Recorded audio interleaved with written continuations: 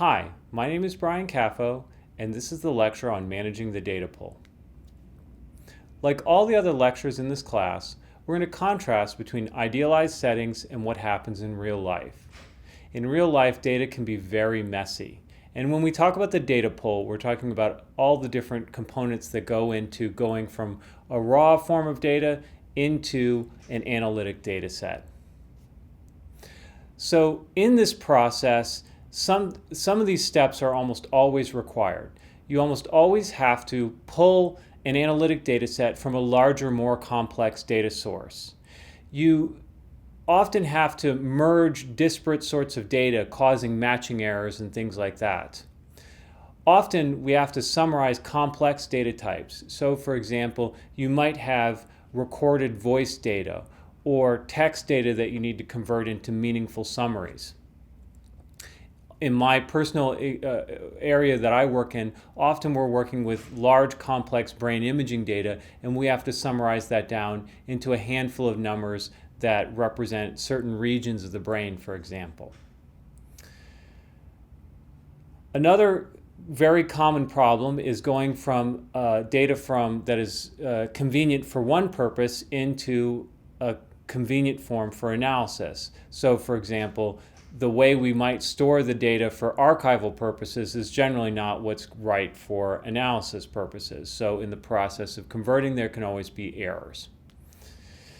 So as a manager, you're not going to actually probably execute any of these solutions. Maybe you did that in your past, but now you're managing groups of people or individuals that are doing this for you.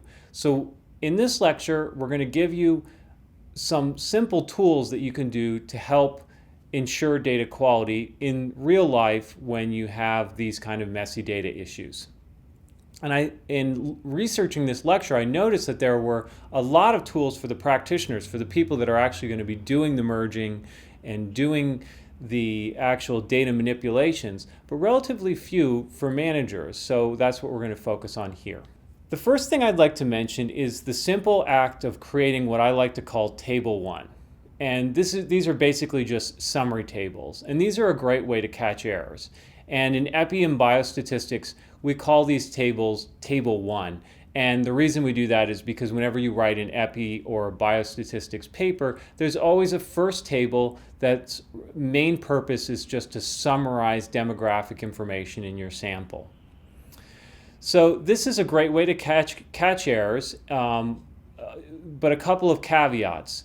Get standard deviations along with means, medians, and quantiles. The standard deviations will also help you catch errors. Another important one, and I'll give an anecdote about this in a minute, is check your units. And I'll give an anecdote just to remind exactly what I mean by that. And then the other important thing I would say is usually you're meeting about these data tables maybe weekly, maybe monthly, but keep the old ones and always refer back to them. Even subtle changes in these Table 1s can often highlight important, meaningful changes, an errant record or something like that. If means that are usually quite stable jump up from one report to the next, that's often valuable information. So now I'm going to go over this example that I alluded to earlier. In this example, we were studying brain volume as it related to people who were chronically exposed to lead. They worked in a chemical manufacturing plant where they were back when they were adding lead to paint and gasoline and that sort of thing. We were interested in people's longitudinal change in brain volumes over time. And when we started creating our Table 1s, we weren't keeping track of our units. And it wasn't until much later on in the process, thankfully well before we had finished the paper, but it wasn't until pretty long in the process before we realized we weren't keeping track of our units and that people's brains were declining at a rate that was way too fast to be reasonable. They were going from the size of a house to the size of a pea, for example, too quickly. And that was only because we hadn't kept good track of our units. But when we had a very helpful discussion about what the units were, and then because of that discussion on what the units were, we went on a long literature review on standard rates of brain decline in healthy adults, this really helped inform the paper. But more than anything, it also helped us with data quality, since we realized that there were some errant measurements driving up results. So a second tool at your disposal after the modeling stage, just like we have the table 1, which is which we usually conduct before we do any modeling, after you've done some regression modeling, regression diagnostics are an extremely useful way to detect data errors. And my favorite examples of regression diagnostics are from Len Stefanski, who's at North Carolina State. And if you look at this data set on the left, it actually goes on for a while after that. If you were to look at it and do some basic scatter plots, you would see nothing out of the ordinary in the data. It would just look kind of like noise. However, if you do a residual plot, which is plotting the errors of the fitted values from the regression model versus the actual observed outcome values versus the predicted, you see this crazy plot with Homer Simpsons on it. And this is his way of showing how residual plots can highlight hidden systematic patterns in our data. Okay, so residual plots are always a good thing to look at, and always a good thing to look at for systematic patterns, errant observations, outliers, and those sorts of things. Of course, these always occur after you've done your modeling. You have to have a model in order to look at a residual. So let me give you some definitions of some of the things that you might want to look at, especially from regression modeling, which is my sort of favorite kind of modeling. So residuals, like I just said, these are the difference between the response, the outcome that you're studying, and the fitted value, what your model predicts it would be. So what you want to look for in residual plots, you just want to make sure that there aren't any systematic patterns, and you want to look for extremely large values that are well outside the general pattern of the residuals. There's another quantity called the hat values, and they consider how variable a data row of explanatory variable is among its space of fellow predictors. So all hat values are going to tell you is simply how outside of the normal range of variability this particular row of data is relative to all its other colleagues. So the DF fits, DF betas, and Cook's distance, these are all measures of things that are kind of related to sort of like cross-validation. And in all of these cases, what you do is you fit the model with a point deleted, and then you fit the model with that point included, with a row of your data entirely deleted, and then with that row included. Okay?